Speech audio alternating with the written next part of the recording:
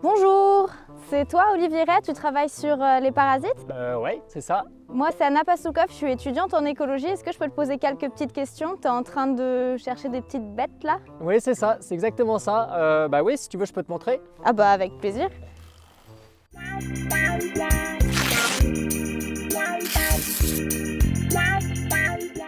Allez hop, là j'ai presque fini. Alors en fait là je suis en train de filtrer de l'eau pour récupérer de l'ADN environnemental. L'ADN environnemental c'est... Alors c'est quoi l'ADN environnemental? C'est tout ce qu'on va retrouver comme ADN de tous les organismes qui ont utilisé à un moment ou un autre l'eau qu'on voit derrière et qui vont relarguer de l'ADN. Donc on va le retrouver sous tout un tas de formes différentes. On va le retrouver à l'état libre, on va le retrouver complexé avec plein de molécules. On va même retrouver potentiellement des petits organismes, typiquement les bactéries, qu'on peut retrouver aussi dans l'ADN environnemental. Tu peux me montrer un peu le fonctionnement de l'appareil? Ouais, alors bon, c'est un peu rudimentaire, hein, mais en gros c'est une capsule de filtration, donc c'est de par là que l'eau va rentrer. L'ADN va se concentrer dessus, pardon. Et en fait on a une petite pompe dans le dos qui permet d'aller récupérer un certain volume d'eau. Un volume d'eau qu'on va récupérer ensuite et qu'on va pouvoir quantifier grossièrement avec un bidon jaugé. Et là donc tu cherches des traces d'ADN de trématodes? C'est ça, c'est tout à fait ça. C'est des trématodes, donc c'est des vers parasites en l'occurrence quand ils sont adultes et qui ont un cycle de vie qui est associé au milieu aquatique. Donc c'est pour ça qu'on va rechercher des traces de trématodes à partir de l'ADN environnemental, filtrées à partir de capsules d'eau. Bon, je me permets de mettre sur pause la vidéo parce qu'on parle de trématodes depuis tout à l'heure, mais il faut bien vous les présenter. Déjà, il faut savoir que ce sont des parasites avec un cycle complexe. Tout commence par l'œuf. Même si bon, on connaît l'œuf ou la poule, généralement on retrouve les œufs des trématodes dans l'eau. Et là, deux options. Ils vont soit être mangés par un escargot, soit éclore pour donner une larve nageante, le Miracidium, qui va par la suite trouver un escargot pour s'y développer. Vous l'aurez compris, les trématodes ont presque tous besoin d'un escargot, le plus souvent aquatique, comme première hôte. Ici, le parasite va généralement se multiplier de façon clonale. Une fois amplifiés, les trématodes sortent souvent dans le milieu sous forme de larves nageantes, cette fois-ci les cercaires. Certaines vont rester sur un support animal, végétal ou minéral. D'autres vont chercher un deuxième hôte. Il peut être un vertébré ou un invertébré en fonction de l'espèce de trématode. Mais l'histoire s'arrête rarement là. Plusieurs hôtes peuvent être infectés au fur et à mesure quand un oiseau mange un poisson infecté par exemple. Mais c'est dans l'hôte définitif vertébré que le trématode va finir son développement et se reproduire. Des œufs sont formés et ils sortent de l'hôte le plus souvent par les excréments, mais ça peut être aussi par les larmes ou de la morve. Et de là, un nouveau cycle peut recommencer. Après, très peu de trématodes sont identifiés et il existerait des milliers d'espèces. Chacune d'entre elles pourrait avoir des cycles différents et il est donc difficile de dresser un cycle général. Puisque ce sont des parasites et qui vont infecter un hôte, est-ce qu'il va y avoir des conséquences sur l'hôte? Est-ce qu'il va y avoir des impacts? Oui, tout à fait. Alors bien sûr, il va y avoir des impacts sur les hôtes vertébrés, dans lequel il va y avoir un développement très long. En fait, des fois, il peut y avoir, le parasite peut s'installer pendant très longtemps au niveau de son hôte et du coup poser des problèmes de santé, soit animale, soit même humaine de temps en temps. Il y a des maladies qui posent des vrais problèmes, alors plutôt dans les pays tropicaux, mais en l'occurrence qui posent des vrais problèmes de santé publique chez les humains. Pour l'autre mollusque, bien sûr, ça a des conséquences avec des mollusques qui peuvent mourir finalement de ce parasite-là. Parce que là, donc, tes recherches, c'est en vue de chercher les maladies potentielles qui peuvent se développer ici, ou est-ce qu'il y a des applications en gestion de l'environnement? Alors tout à fait, c'est exactement ça. L'idée ici, c'est que c'est un site protégé, donc c'est une réserve naturelle. Xavier Fortuny pourra peut-être mieux t'en parler, le conservateur du site. Et du coup, l'idée, c'est de travailler vraiment sur l'importance de la biodiversité, sur la circulation des trématodes au niveau local. Donc on s'intéresse beaucoup aux parasites d'oiseaux parce que les oiseaux sont des oiseaux migrateurs qui viennent ici, donc ils vont potentiellement apporter tout un tas de trématodes dans l'écosystème. Et parmi tous ces trématodes, du fait de l'utilisation de certains mollusques, certains vont être capables de passer, d'autres non. Et est-ce que Xavier est par là? On pourrait aller lui poser quelques petites questions aussi. On va continuer à faire d'autres sites, donc si tu veux, tu viens avec nous et puis on finira par le trouver. Ça serait trop bien.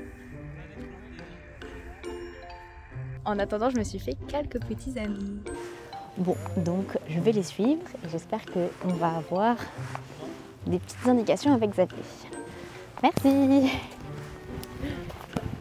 Donc j'en profite pour présenter les autres personnes qui travaillent dans l'équipe d'Olivier. C'est Chiara, je suis étudiante en Master 2 et je fais mon stage avec l'équipe Trémolo.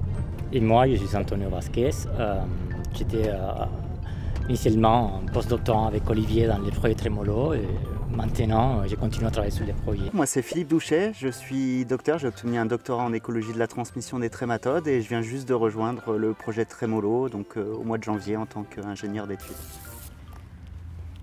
Voilà, donc je te présente Xavier en plein comptage. Bonjour Xavier. Bonjour. Enchanté, donc c'est toi le conservateur de la réserve? C'est ça exactement, la réserve du Bagnas qu'on est sur les territoires de Agde et de Marseillan.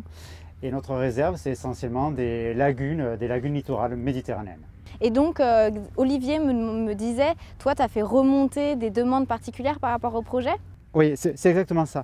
En fait, nous en tant que gestionnaires, notre rôle c'est entre autres de suivre la biodiversité de notre site pour voir si l'état de conservation de la réserve est bon. Et pour ça, on va par exemple suivre des oiseaux. Encore une fois, c'est ce que je suis en train de faire là ce matin. Donc là, on a une expertise, nous, pour compter les oiseaux. Et voilà, on a des connaissances. Mais il y a des groupes pour lesquels on n'a pas de connaissances. Et c'est par rapport à ça qu'on a fait remonter une demande via le CEMEB pour avoir de l'expertise sur des groupes taxonomiques peu connus, mal étudiés ou pour lesquels nous on a des données très anciennes. C'est le cas des mollusques.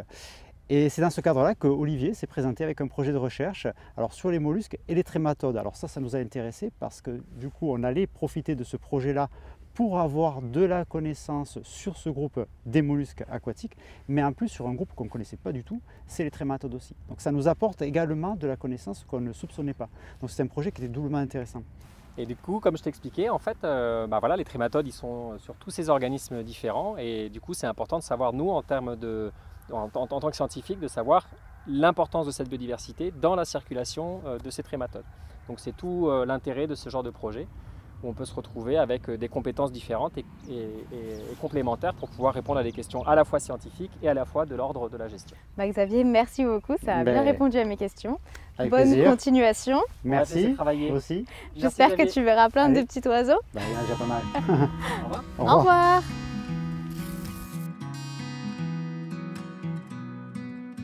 Là, Olivier, on change de site, c'est ça? C'est ça, tout à fait. Donc, je vais un autre site qu'on suit, donc ça fait partie des sites qu'on a sur le suivi annuel cette fois-ci. Donc chaque mois, on vient ici et puis on va le suivre pendant un an. Est-ce que pendant que les autres font de l'ADNE, ça te dit de boire un petit thé?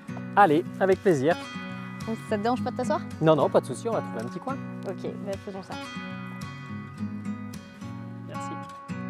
Donc maintenant qu'on s'est bien installé, quel conseil tu pourrais donner à des étudiants comme moi qui s'intéressent à l'écologie ou qui voudraient travailler là-dedans? Alors, j'en ai peut-être un en fait. Souvent l'écologie, elle est vue comme un travail de terrain où on va beaucoup sur le terrain avec des méthodes assez classiques finalement d'échantillonnage. Nous, on utilise de plus en plus l'ADN environnemental pour travailler sur ces problématiques-là. Et en fait, il y a tout un tas d'outils moléculaires qui existent aujourd'hui pour répondre à des questions écologiques qu'on a souvent tendance à un petit peu délaisser parce qu'on n'a pas envie d'être derrière au niveau de la paillasse. Et pourtant, ils sont fondamentaux. Donc, je ne peux que dire aux étudiants que finalement, de s'intéresser à ces approches-là, c'est très intéressant en écologie. Donc ne pas avoir peur de l'ADNE. C'est donc au milieu de la réserve du Bagnas que je vous quitte. La prochaine fois, on va aller rencontrer Julien Aran qui va nous parler des insectes. Alors j'espère que cette vidéo vous a plu. Je vous fais plein de bisous et à bientôt avec Mine de Science. Au revoir.